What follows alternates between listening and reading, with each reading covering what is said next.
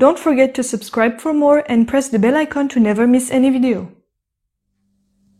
बिस्मिल्लाहिर्रहमानिर्रहीम। अस्सलाम वालेकुम। आज मैं आपको बड़ा मज़ेदार सा Dhaka chicken with dynamite sauce बनाना सिखाऊंगी, जिसे आप चाहें तो अपनी खास दावतों के लिए भी बना सकते हैं। तो इसे बनाने के लिए हमें चाहिए होगा बोनलेस चिकन आधा किलो, जिसे आप एक जैसे फिंगर स्ट्रिप्स की तरह काट लीजिएगा। अदरक लहसुन का पेस्ट 1 टेबलस्पून, सफ़ेद तिल 2 टेबलस्पून, अंडा 1 अदद, कॉर्नफ्लावर 2 टेबलस्पून भरकर, सुर्ख मिर्च पाउडर 1 टीस्पून, नमक हस्बे ज़रूरत, लींबू का रस 2 टेबलस्पून चाहिए होगा। और डायनामाइट सॉस बनाने के लिए मायोनेज 1/2 cup, ketchup 1/4 cup, cream 1/4 cup और चिली सॉस 2 टेबलस्पून चाहिए होगा। तो सबसे पहले चिकन को मैरिनेट करने के लिए इसमें डाल लें लहसुन अदरक, लींबू का रस, नमक, सुर्ख मिर्च पाउडर, सफेद तिल,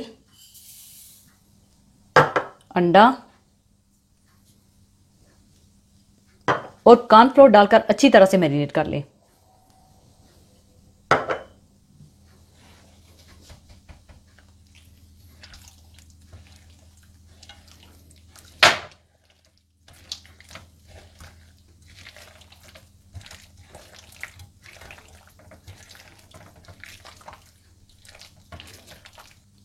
मैरिनेट करने के बाद आप इसे कम से कम 1 घंटे के लिए रेस्ट दे दें।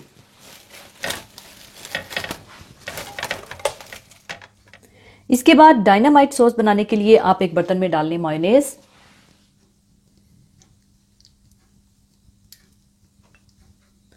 केचप,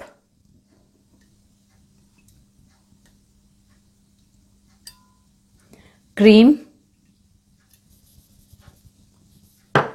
और चिली सॉस डालकर अच्छी तरह से मिला लें।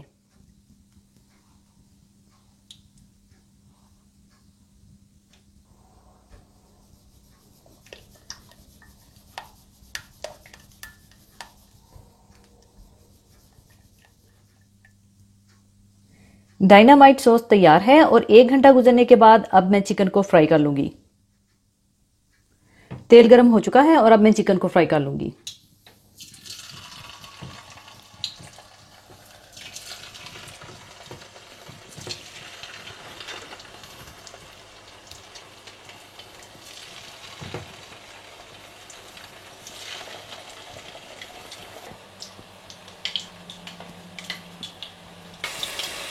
चिकन फ्राई हो चुका है और अब इसे मैं निकाल लूंगी और बाकी चिकन भी आप इसी तरह से फ्राई कर लीजिए।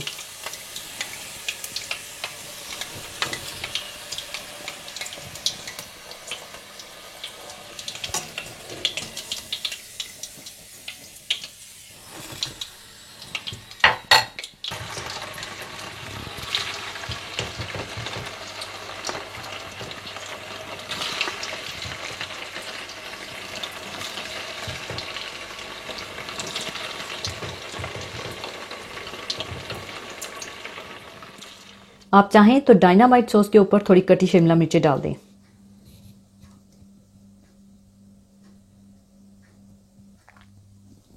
लीजिए, बहुत मज़ेदार Dhaka chicken with dynamite sauce तैयार है। आप चाहें तो डायनामाइट सॉस के अंदर ही सारा चिकन डालकर मिलाकर भी सर्व कर सकते हैं, यानी सारा चिकन डिप में फुल कोट करके भी सर्व कर सकते हैं, या अलग से इसी तरह भी सर्व कर सकते हैं। चॉइस आपकी है, तो ज़रूर ट्राई कीजिएगा और मुझे दुआओं में याद रखिएगा। और जाने से पहले एक हदीस पाक शेयर करना चाहूँगी।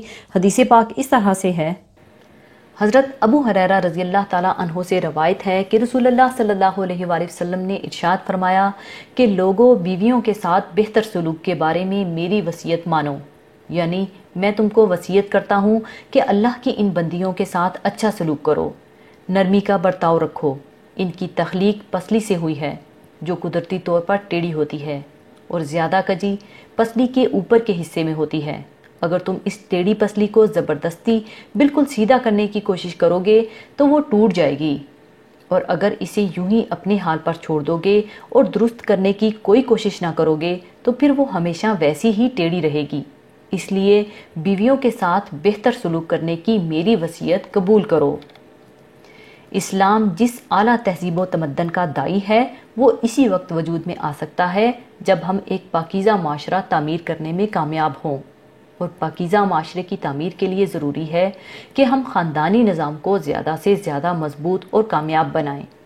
ख़ानदानी ज़िंदगी का आगाज़ शोहर और बीवी के पाकीज़ा अज़दवाजी ताल्लुक़ से होता है और इस ताल्लुक़ की खुशगवारी और मजबूती इसी वक्त मुमकिन है जब शोहर और बीवी दोनों ही अज़दवाजी ज़िंदगी के आदाब व फ़राइज़ से बाखूबी वाकिफ़ भी हों और इन आदाब और फ़राइज़ को बजा लाने के लिए पूरी खलूस और यकसोई के साथ सरगर्म कार भी हों।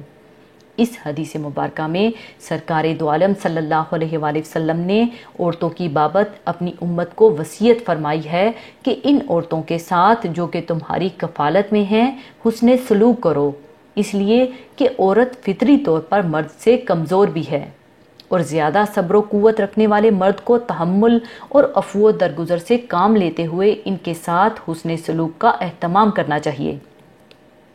इस वसीयत और ताकीद में खुशगवार घरेलू ज़िंदगी का राज छुपा हुआ है।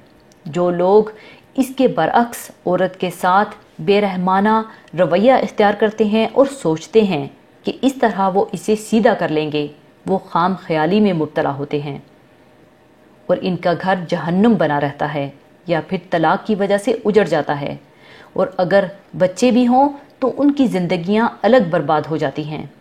एक और हदीस में इस तरह आता है कि औरत पसली से पैदा की गई है और किसी तरह तुम्हारे लिए सीधी ना होगी, लिहाजा अगर तुम इससे इसी हाल में फ़ायदा उठा सकते हो तो उठा लो और इसमें टेढ़ है, और अगर तुम इसे सीधा करने लगोगे तो इसे तोड़ दोगे और इसका तोड़ना इसकी तलाक है। इस्लाम ने तो औरतों और बिलखसूस बीवियों के मुतल्लिक जो मामलात फरमाए हैं, इसका अंदाज़ा इस हदीस पाक से भी हो सकता है कि दरअसल बीवियों के साथ अच्छा बर्ताव कमाले ईमान की शर्त है। मुसलमानों में कामिल तरीन ईमान इन लोगों का है जो उनमें इखलाक के एतबार से सबसे अच्छे हों, और तुम में बेहतरीन लोग वो हैं जो अपनी औरतों के लिए बेहतरीन हों। इसी के साथ मैं आपसे इजाज़त चाहूँगी। अपना बहुत ख्याल रखिएगा, दुआओं में याद रखिएगा। अल्लाह हाफिज़।